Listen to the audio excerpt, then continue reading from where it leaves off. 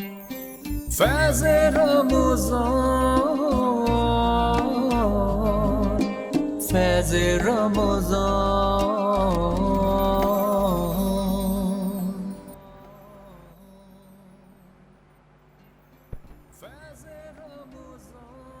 اللہ تعالیٰ کے بابرکت نام سے شروع کرتی ہوں جو نہایت رحم فرمانے والا ہے۔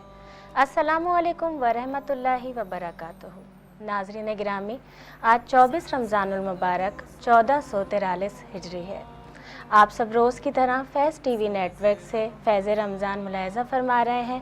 میں نازیہ علی آپ سب کے سامنے روز کی طرح حاضر ہوں۔ کہ محمد سے وفا تو نے تو ہم تیرے ہیں، کہ محمد سے وفا تو نے تو ہم تیرے ہیں، یہ جہاں چیز ہے کیا لوح و قلم تیرے ہیں۔ ناظرین گرامی، جس طرح سے ہم بات کرتے آ رہے ہیں روز علم و ادب کی، درس اسلام کی، وہیں پر ماہ رمضان کی جب ہم بات کرتے ہیں، تینوں عشروں کی ہم نے بات کی، اختتام کی طرف جا رہا ہے ماہ رمضان، اور ہم عشرے میں چل رہے ہیں، عشرہ نجات میں۔ جب ہم اللہ تعالیٰ کے احکامات کی بات کرتے ہیں، عبادات کی بات کرتے ہیں، اس نے بے شمار ہمارے لیے آسانیاں پیدا کی، اور وہیں پر جب ہم بات کرتے ہیں اپنی زندگی کی، اپنی عبادت کی، اس کے ساتھ ہی سب سے پہلے جب ہم اسلام کی بات کرتے ہیں، ہمارا مذہب اسلام ہمیں درس دیتا ہے انسانیت کا، اور اسی انسانیت میں ایک دوسرے کا خیال رکھنا ہے۔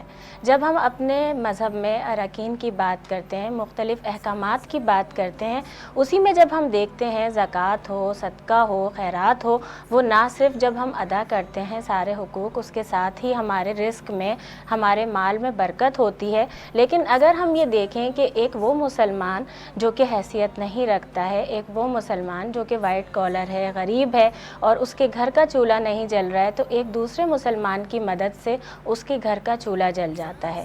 یقیناً ہم جب بات کرتے ہیں، جیسے میں نے آغاز میں بھی کہا، ہمارے مذہب اسلام کی، تو اس نے عبادات کے ساتھ ساتھ انسانیت کی خدمت کا درس دیا ہے، اور ایک دوسرے کی مدد کرنے کا، اور یہی وہ تمام چیزیں ہیں جس پر چل کر ہم اللہ تعالیٰ کی محبت، اللہ تعالیٰ کا قرب حاصل کر سکتے ہیں۔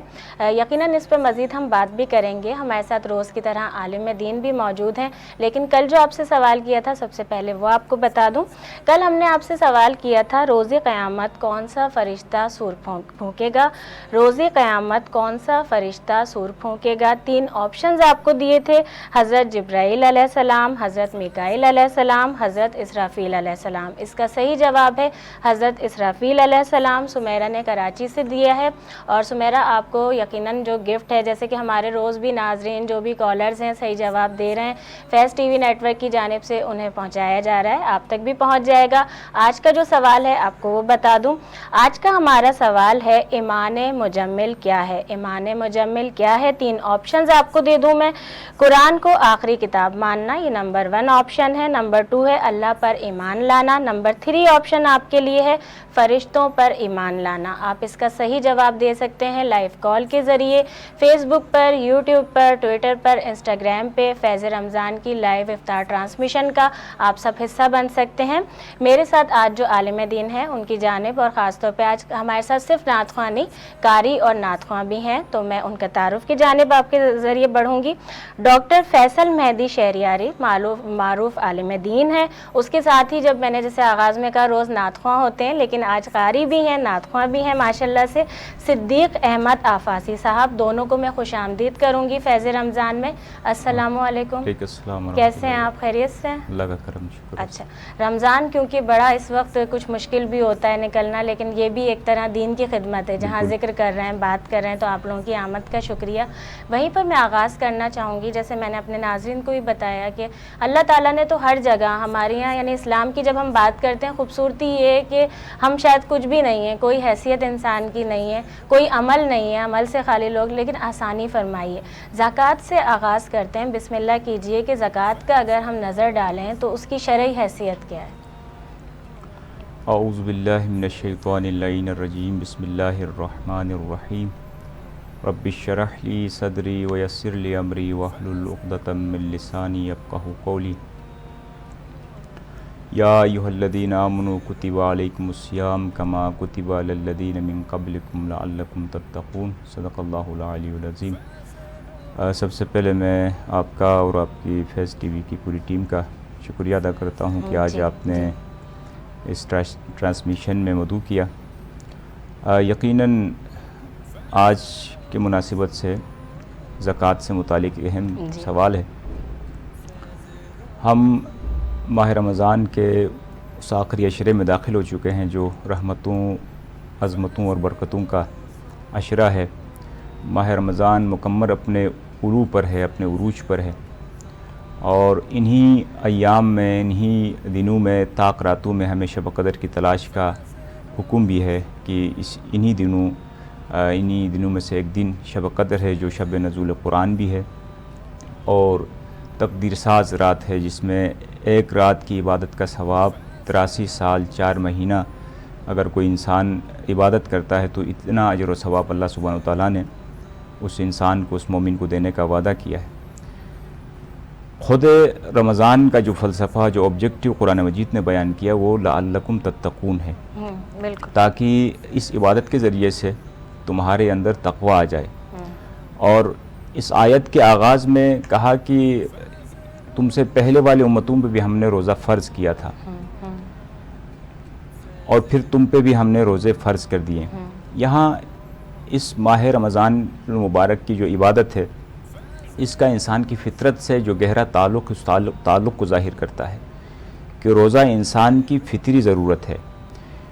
سال میں ایک مہینہ اس کے باطنی وجود کے تزکیے کے لیے، طہارت کے لیے، اس کو سنوارنے کے لیے ایک مہینے کی ضرورت ہے، اور اللہ سبحانہ وتعالیٰ نے رمضان جیسا عظیم مہینہ عطا کیا کہ اس کے ذریعے سے ہماری باطنی طہارت ہو رہی ہے، باطنی پاکیزگی کا اہتمام کیا گیا ہے۔ بالکل، اسی طرح سے مال، چونکہ ہم 12 مہینہ مال و دولت کی طرف جاتے ہیں، مادی دنیا کے اندر ہمارا زیادہ تر رجحان مادیات کی طرف ہوتا ہے، اللہ سبحانہ وتعالیٰ نے اس مادی رجحان کو روحانیت کی طرف منقلب کرنے کے لیے، تبدیل کرنے کے لیے، اور سماج کے اندر جو عدم مساوات ہے، جو برابری نہیں ہے امیر و غریب کے درمیان، جو تیزی سے بڑھتا ہوا فاصلہ ہے، اس کو کم کرنے کے لیے، امیر کے دل میں غریب سے محبت اور غریب سے قربت کا جو ہے وہ عنصر پیدا کرنے کے لیے اللہ سبحانہ وتعالیٰ نے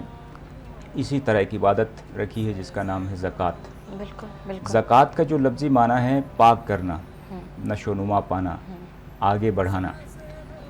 زکوٰۃ جہاں بھی لفظ صلاۃ کا قرآن مجید میں استعمال ہوا ہے، نماز کا ذکر آیا ہے، وہاں پر اس کے ساتھ ساتھ زکوٰۃ کا بھی تذکرہ ہے۔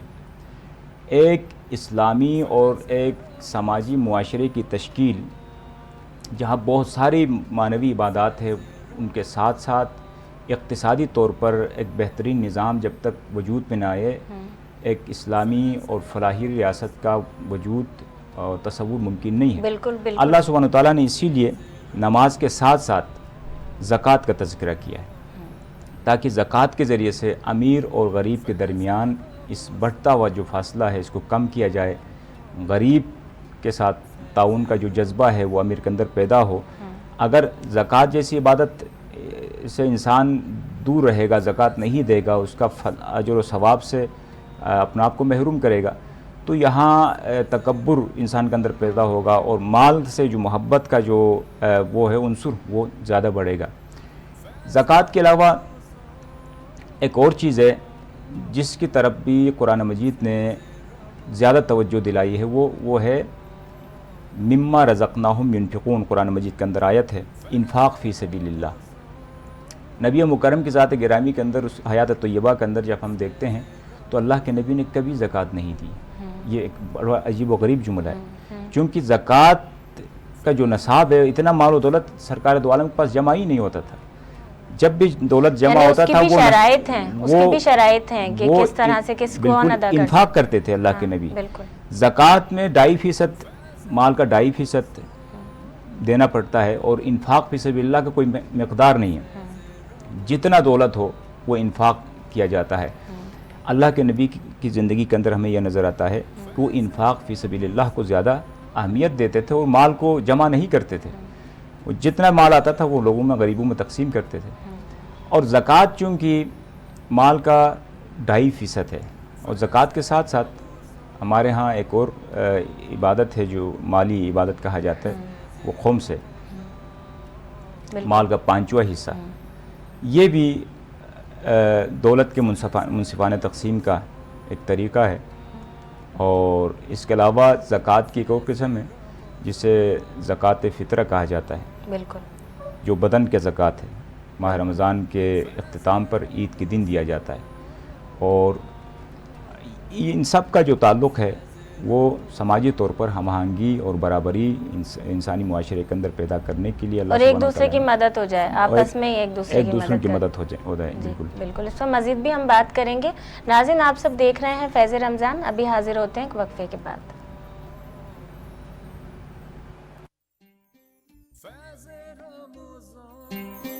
فیض رمضان، فیض رمضان،